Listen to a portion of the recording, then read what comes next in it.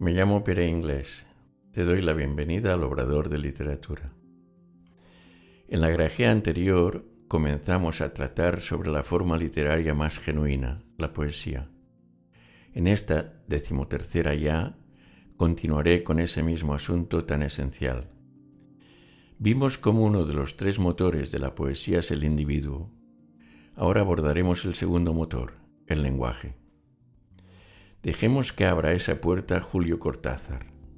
El genial escritor argentino tan lúcido nos dice: las palabras nunca alcanzan cuando lo que hay que decir desborda el alma. Cortázar, con ese aforismo, pone de manifiesto las limitaciones del lenguaje. Esto contrasta con lo orgullosos que nos mostramos los humanos de nuestro lenguaje, como si fuera una capacidad que nos hace superiores al resto de criaturas. Cuando descubres que los chimpancés, por ejemplo, al desplazarse de un asentamiento a otro, organizan sus jornadas dándose tiempo para marchar, para descansar y comer, para despiojarse, y de noche, mientras el grupo duerme, hacen turnos de vigilancia perfectamente establecidos. Y todo eso tan complejo lo organizan sin hablar. Resulta sorprendente. Es evidente que se comunican de otro modo, y tal vez los humanos tuvimos esa capacidad de comunicarnos sin palabras antes de que nuestros cerebros crecieran en muy poco tiempo de una forma desmedida y surgiera eso que llamamos imaginación. Quizá ese desarrollo cerebral tan gigantesco fue el que nos hizo perder la capacidad de comunicación silenciosa que habíamos tenido. Visto así, el lenguaje humano no sería más que una prótesis de la que nos dotamos para compensar aquella pérdida. Y el lenguaje nos permite mentir, nos confunde a menudo, manipulamos, sufrimos malentendidos, etc. Y como dice Cortázar, no nos basta cuando queremos expresar lo que desborda el alma. Con razón, Mariano José de Larra dijo: bienaventurados los animales que, como no hablan, se entienden.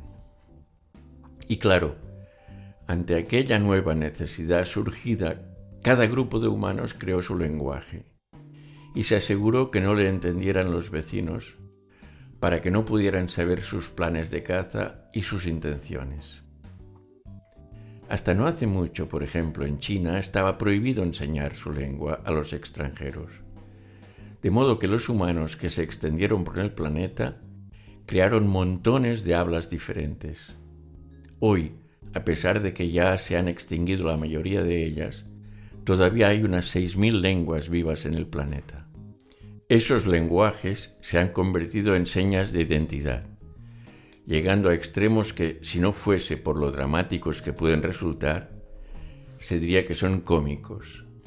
Mira si no el caso de la lengua serbo-croata, que es una sola con todas sus variantes: bosnia, montenegrina, croata y serbia. Pero por razones identitarias se han querido diferenciar hasta el punto de que en los conflictos bélicos, cuando se han reunido líderes serbios con croatas, lo han hecho llevando consigo intérpretes para subrayar la diferencia, que en realidad es inexistente. Y es más, los serbios han adoptado el alfabeto cirílico, mientras que los croatas se mantienen en el latino. Como ves, eso de las lenguas no es, por desgracia, nada inocente. Tengo un amigo un poco simple, es verdad, que está convencido de que a cada nación le corresponde una lengua, o si quieres, que cada lengua debería tener su nación. Cuando le dije que solo hay unas 200 naciones y que en el mundo se hablan 6.000 lenguas, abrió los ojos como platos y me malició que creyó que le estaba tomando el pelo. En la península ibérica, por ejemplo, se hablaba un montón de lenguas, íberas, celtas, con variaciones incontables. Los romanos la invadieron e impusieron el latín. Desaparecieron casi todas aquellas lenguas. Creo que solo sobrevivieron las que se hablaban en las Vascongadas, porque allí no llegaron los romanos. Y lo mismo hicieron estos en buena parte de Europa. Y el latín que impusieron fue generación tras generación y área geográfica tras área geográfica modificándose hasta la variedad de latines mal hablados que existe hoy: portugués, francés, catalán, rumano, español y un sinfín de lenguas minoritarias que se extiende por esa zona del continente. A propósito de eso, la poeta polaca Wisława Szymborska dijo: «El español es un latín bellamente estropeado». El hecho es que los humanos, para comunicarnos, disponemos del lenguaje, y es evidente que es un instrumento precario e insuficiente. Ante ello, la creación más exquisita que hacemos con nuestro lenguaje, la poesía, no solo no trata de disimular esa deficiencia, sino que la enfatiza, subraya esa incapacidad y esa imperfección. Puesto que las palabras no bastan, la poesía nombra ese fracaso. Es decir, la poesía nombra la incapacidad de nombrar. La poesía apunta hacia algo que está fuera de las palabras, que está más allá de ellas. A propósito de eso, recordar que Ludwig Wittgenstein, que dedicó casi toda su vida a reflexionar a propósito del lenguaje, afirmó que los límites del lenguaje eran los límites de su mundo. Y sobre el encierro que supone el lenguaje, el notabilísimo escritor irlandés James Joyce dijo: «Me hablas de lengua, patria y religión. Esas son las redes de las que hay que procurar escapar». Y a fe que Joyce lo intentó. Y el apreciado pintor norteamericano Edward Hopper también se manifestó sobre el asunto al decir: «Si pudiera decirlo con palabras, no habría razón para pintar». Voy a terminar este apartado acudiendo a un par de sublimes poetas que nos ejemplifiquen cómo la poesía anda por el límite del lenguaje. ¿Dónde comenzaría el abismo? Canto, Alejandra Pizarnik. El tiempo tiene miedo, el miedo tiene tiempo, el miedo. Pasea por mi sangre, arranca mis mejores frutos, devasta mi lastimosa muralla, destrucción de destrucciones, solo destrucción, y miedo, mucho miedo, miedo. Sigo con la misma autora. La verdad de esta vieja pared,